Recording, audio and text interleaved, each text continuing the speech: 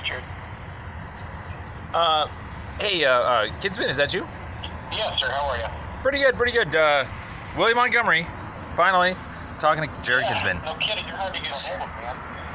No, we're just we're stranded in Longmont, and we have a lot of cases. Oh man, King Soopers just literally closed down their lobby at night, claiming that they were taking too many homeless calls. Oh, really? And the strange thing is that we're so used to this happening that we happen to be pre-recording. And so we actually had a manager come up to us and say, "Hey man, you guys can't be staying here overnight anymore." And we're like, "Excuse me? What do you mean by overnight?" And he's like, "You guys know you were. I got evidence." And we're like, "No, we catch a bus every night at 10 or 11:42." And so I think we got profiled, got mixed up with other homeless people again. And then what's shocking though is that he told us that the lobbies doesn't close 24 hours, that we just simply couldn't be spending all day and night there. And then 2 hours later they closed the lobby, and they kind of we saw them talking about it a couple weeks earlier. And then when we went in and talked, and they basically all said, "Yeah man, we're just taking too many calls here," and what defines too many calls and stuff like that. They were pretty they kind of kept changing their stories too. One said it was just just that people were sleeping, and so I was like, "Hey, what sort of issues do you guys have? Are cops not taking the calls or anything like that?" And of course they had to say, "No, of course the cops are dealing with it, but what do we do about next time?" And I was like, "Well, you deal with next time. I mean, you just do it." So we see this a lot where people are trying to use profiles as blanket policies to kind of curb enforcement, keep it cheap. Park curfews, all those graffitiers that you don't want to have to police, just keep the parks closed altogether and whatnot. So. Are you letting that down in Longmont? But we're it's not too bad. They got a free bus system down here, so we're kind of getting around and getting on our feet. You wouldn't believe this. Our van broke down on the side of the road, and they have camping laws here. I don't know if they have actual car camping laws, but nevertheless, it was in a spot that was reasonably. It looked like it was naturally supposed to be there. This vehicle of ours, and so we've been sleeping in it and not moving it for like a month now. So because that was our whole goal, was to save on money to try and get our paperwork out faster. And so now that we don't have gas, literally we're living among like neighbors and a construction site and a school and stuff. It's pretty funny. No one even suspects us because we just leave in the morning and then we come back at night and we get to sleep. So it's kind of weird. We're escaping persecution and we finally found a place to hide.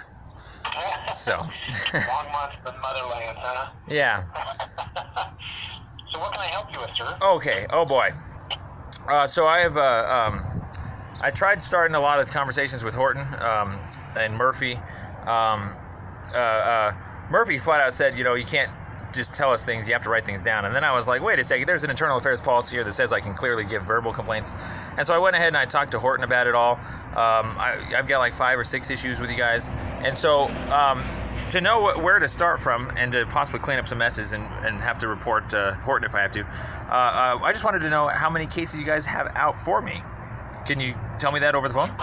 When you say cases out for you, you mean like... Just internal affairs complaints alleged against officers. That's hard to say because not everything could be in the system right now. Which ones are you looking for? Let me ask you that. Well, I had reported. See, that's the thing. I don't want to tell you just because I want to know what you guys have. Well, here's the issue. You're asking for me to release information from an internal affairs file. It's not necessarily releasable unless you get permission from the chief of police or you get a court order, because it's personnel records and it is internal affairs file, which have a different level of protection than a standard police record. Oh, so I can't just go get like a report? Like police records are all police reports from criminal cases are all public records. Oops, sorry. Oh, so I just gotta fill out like a CORA request or something. Like a what? A CORA request, Colorado Open Records request or something like that? Well, not necessarily. I mean, you can fill one out, but because their personnel files are a little bit more protected, Okay. And that's where you have to get a court order generally to look at personnel files. So that's more or less, without going into, I can't tell you what there's like a process in house. Hold on 1 second. I'm outside. Very exciting stuff going on here. I can kind of see the confidentiality issues there, but I'm trying to figure out. I'm trying to get you to see if what I had reported to Horton is what he wrote down in his file. Well, what did you report to Horton? Because I can't tell you. Oh, okay. I don't even know what you're talking about. That's okay. Okay, so there's these are the events, just the dates and times. But there was a constructing a structure ticket in June or July of 2015. That I don't know the specific date for that one. We were found outside of the Springer Natural area, and so that ticket got tossed or dropped in court. We got found out guilty. There's the we call it a park curfew, North College, but a park curfew violation alleged on November 3rd of 2015.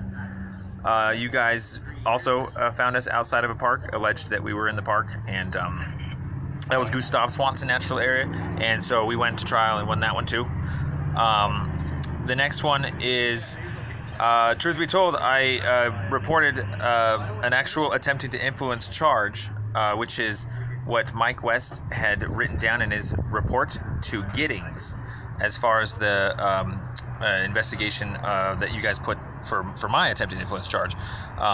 Basically what he said about being citizens arrested over tickets and all these things. If you actually read his report, none of it, absolutely 0% of what he said is actually consistent with what the actual audio is of that event, of the actual camping ticket itself. So he's actually making a bunch of crap up too. I'll get into the details, whatever. But I tried to report that. And then, let's see here.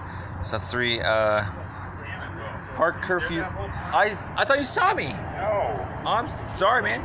I'm talking to Kinsman. Hold on. Okay. Obviously, the really big one is the trespassing issue. I tried to report that Chernak. This is on January 31st of 2016 or something like that. I was arrested for the trespassing issues.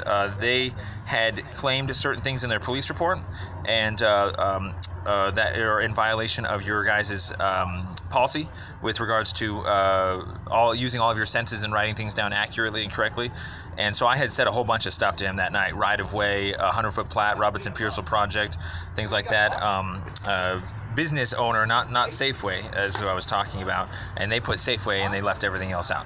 And so I noticed that I could possibly take a lie detector test about what I said that night, and have them take a lie detector test about what they claimed they wrote down that night. So that's a really big contention, because it's one thing for you guys to claim probable cause, blah blah blah. It's another thing for you guys to not even write down correctly what happened that night. And then there's let's see here. Which one was that one? Which officer were you complaining on? Oh, that was Chernak, Brady, Howard, and their supervisor officer, like Marcus Hopkins approved it and stuff like that. And then the real kicker. Who did you make that complaint to? I'm sorry. Oh, all of these were in an hour and a half conversation to Horton. Actually, a lot of it I explained to Murphy too, and then I have a ton of voicemails for Jackie as well. So yeah, all of this has been vehemently reported to those 3 individuals. And then the one thing that Horton might have reported on, but he kind of took basically one sentence and ran with it.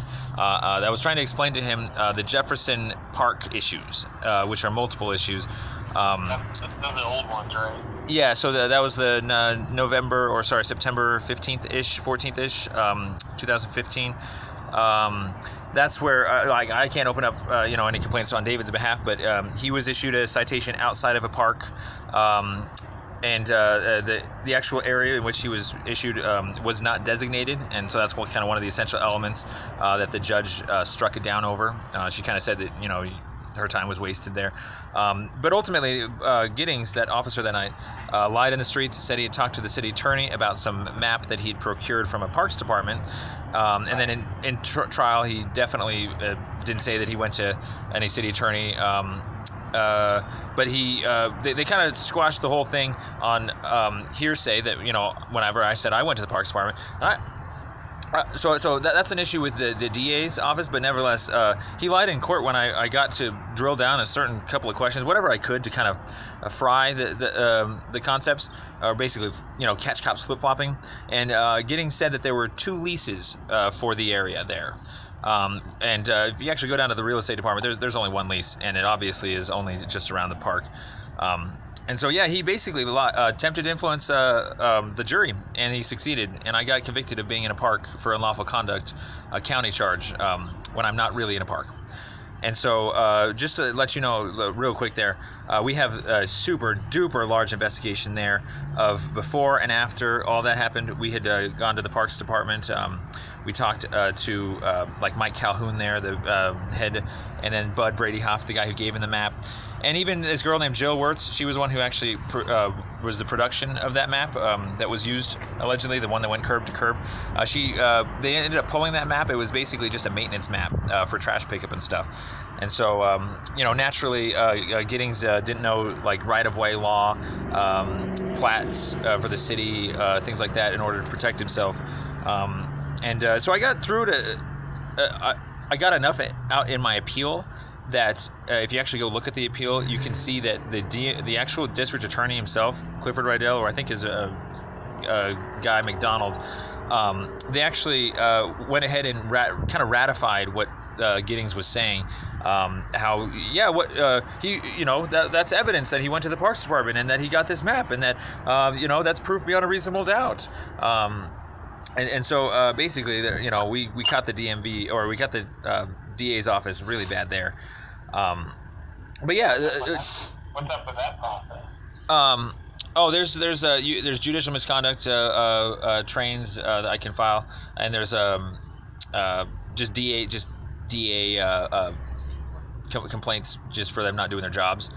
So did you file those complaints, or you just have that out there? Oh man, I'm so far behind. We're literally trying to get the affidavits of all of these events out, the evidence of all the events, and just kind of like a timeline to show everybody what's happened. You guys have about 6 cases. We have about 18 others in 7 other jurisdictions down here in Denver, and we're stranded in Longmont, North Glen, you name it. So, but yeah, so if I were to run out all these through just real quick with you here, basically we were, obviously found outside of a park with a constructing structure, Springer Natural Area. They didn't use a map. Same thing with Park Curfew, North College, Gustav Swanson area. They didn't use a map. That was one where we actually told them that we had a map, and they said save that for court. And so they said they had maps in their patrol vehicle, but they didn't want to offer them to us there. And so being outside of a park, is one thing there. Same thing with Occupy Jefferson. I actually was inside the park, but on the Jefferson Street sidewalk, and so that wasn't designated either. And so designation is just one of those basic essential elements again. And then obviously, super obviously, I didn't citizen arrest any ranger over tickets. And the comment that I made during the protest doesn't actually fit the elements of attempted influence at all. Like you actually have to, be alleging it toward the person and stuff like that.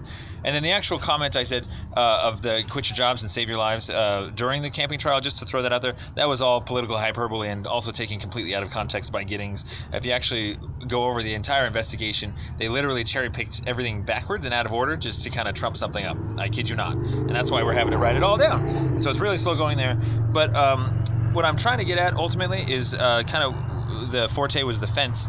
And so my issues with the city and other cities here and cops in general is where they claim they know probable cause. And so a probable cause obviously is the totality of the circumstances. An objectively reasonable cop, would he do the same thing? And also, too, there's different case law out there if you have to have probable cause for each element versus just the whole case. And there's judges out there that say that, well, you at least have to sort of, allege each element, or each element has to kind of be present in the charging document. For instance, so that I can have an adequate way to defend myself.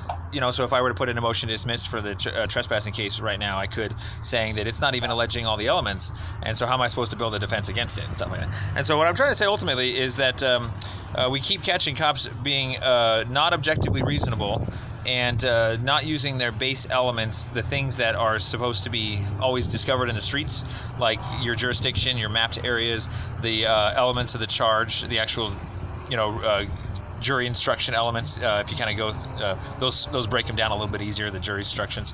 And so, being found outside of a park and offering a map.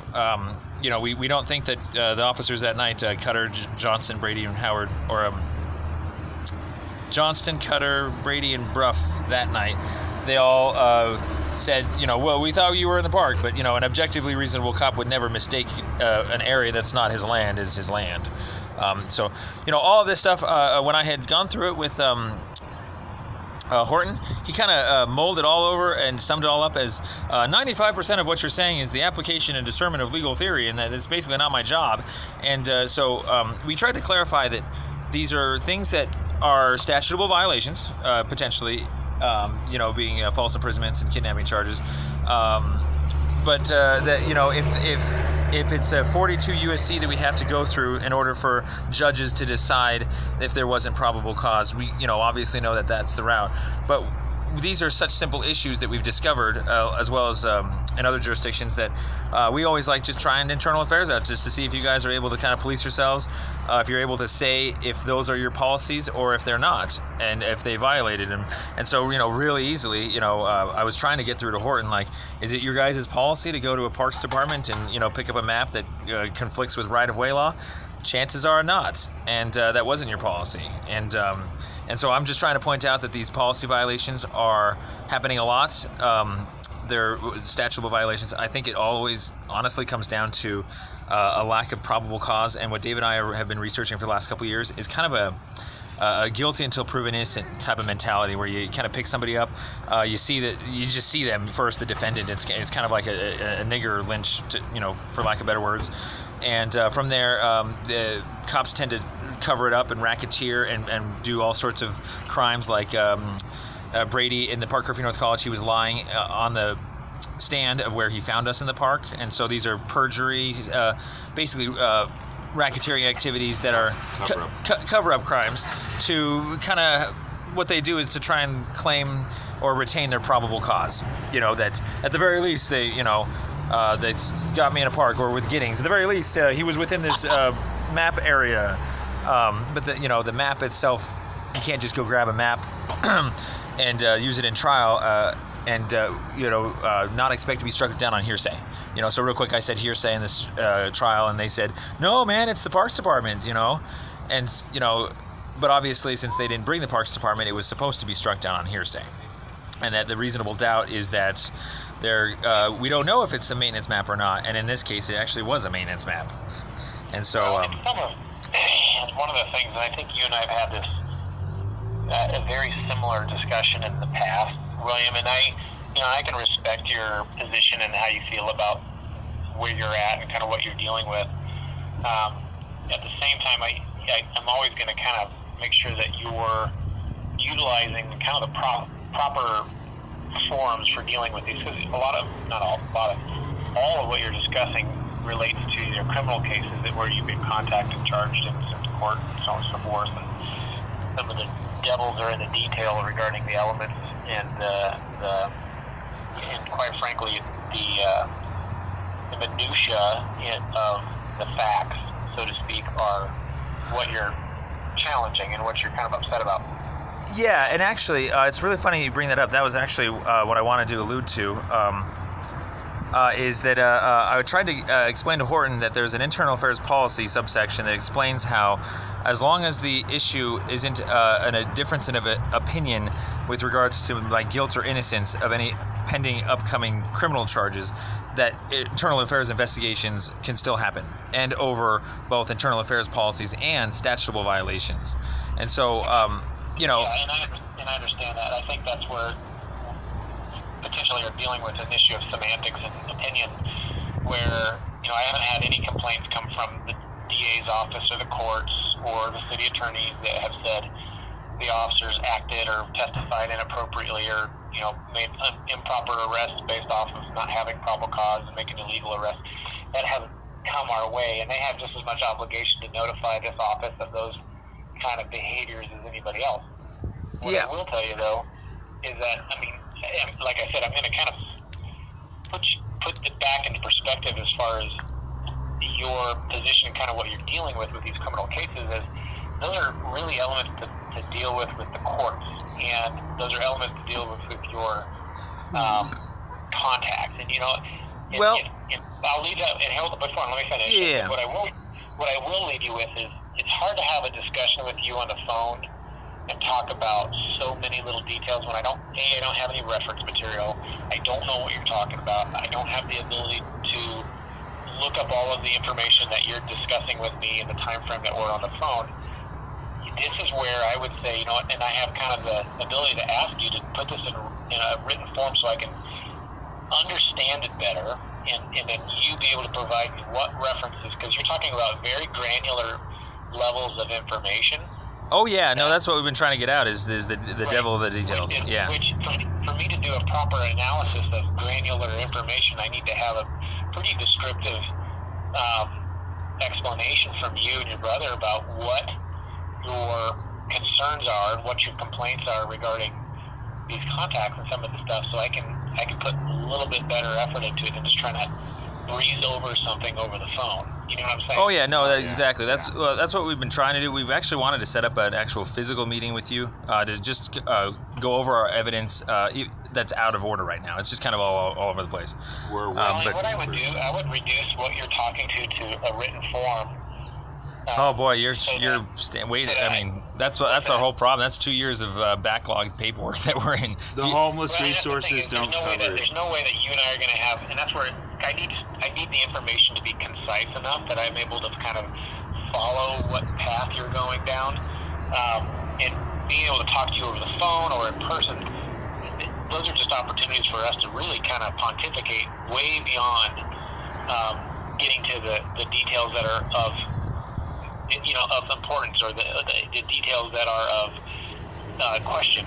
Yeah. Whereas well, I mean, it's when you and your brother sit down and write it out, I'm able to sit there and then kind of piece it out, related to any related policies, kind of identify the issues. I can go back and do a little bit of fact checking on some of this stuff, and but to do this over the phone is nearly impossible because.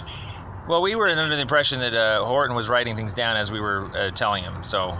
You know, that's why we were so concerned about it. Even then, it's impossible to fully take a complaint with the level of granular detail that you're talking about over the phone. Well, not necessarily. Let me just try this one on just as a trial run, just this one concept, so we can kind of see if this is the way to approach it or not. So Giddings went. Let me ask you this. Okay. Where are you at? Did you file suit against the city or no? We're getting to that point. We're about to get to the actual 42 USCs. For all of these cases. Do you guys have counsel involved? We're trying to get to that point. We don't have the evidence to give them yet. The actual. You're currently pro se right now? Yeah. So the attorneys that we are going to use for the 42 UCs they want the same thing you want. They want data, and so we can't do anything without the data. Hey, honestly, if you guys had some sort of victims impact program or something that could help us out. We're both disabled. We're literally just every day just panning for our basics to put together this paperwork with. If we had like $2,000, it would be over 2 years ago. Well, shifting gears about that. I mean, because what resources do you have in Longmont there as far as shelters? Oh man, no shelters. They have like a Murphy Center type of. Nope, they don't even have Murphy Center, and you wouldn't believe this. In order to get any food at their one sort of private shelter, you have to be a resident first for 30 days. So what are you going to do for 30 days and find food for 30 days before you can go get food at the shelter? Well, how do you prove that you're a resident? They wanted to go get a mailbox, us to go get a mailbox, which costs money too. Yeah, exactly.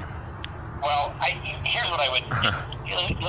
let's kind of because I got a lot of other things to say, William, but I want to give you the best advice I can. And as far as what it is that I would need from you before I can really do too much, just because, I mean, and I don't want to get into one specific incident and having to re-explain all this all over again when you're going to get the same answer from me at the end of this, is, I would say, put what your concerns are and kind of where you're pointing out details that you think are of concern. Send me something in writing. Just send me a letter about your concerns. I don't care what it is. And I'll look it over and go from there. And if it's if it's the same thing you want to send to Carrie Daggett over to the city attorney's office, that's fine. We can look at that.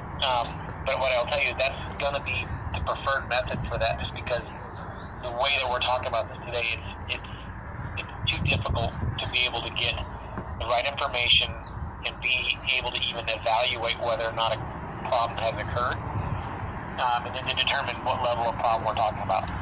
I kind of get you. The one pushback I'm going to give is that the internal affairs policy definitely states that I can make verbal complaints, and so us being so disabled with our paperwork here, we can't just drop everything for this paperwork, because this is the paperwork that we're doing every day. I mean, we have like 40 audios just for one case, stuff like that. So, here's where the policy. Look at the policy, and it starts at 1020.2.3, acceptance of complaints, and it talks about all allegations of employees. Employment misconduct will be screened by the professional standards unit. That's me, or the employee supervisor. So you went down that route. Then I need more information to be able to screen it accurately, and that's all I'm asking for from you. And so I can't screen something that is so detailed over a phone call if I don't have enough information, because you got to be able to provide me some of your reference material versus just telling me about it. Well, actually, let's 2 minutes. Okay, let me. We'll continue to try and get you what we can. Where we were eventually just going to put together a YouTube playlist with all the evidence, so it's all granular like this. But in a nutshell, in the meantime, if you could just kind of mull this one thought over, if you happen to pick this up, this one case example of the 11/03/2015 at the Park Curfew North College, they were Cutter, Brady, Bruff, and Johnston. And the only evidence that we would be providing you is actually what you guys already have, which is just that police report and then the body cam footage of that event.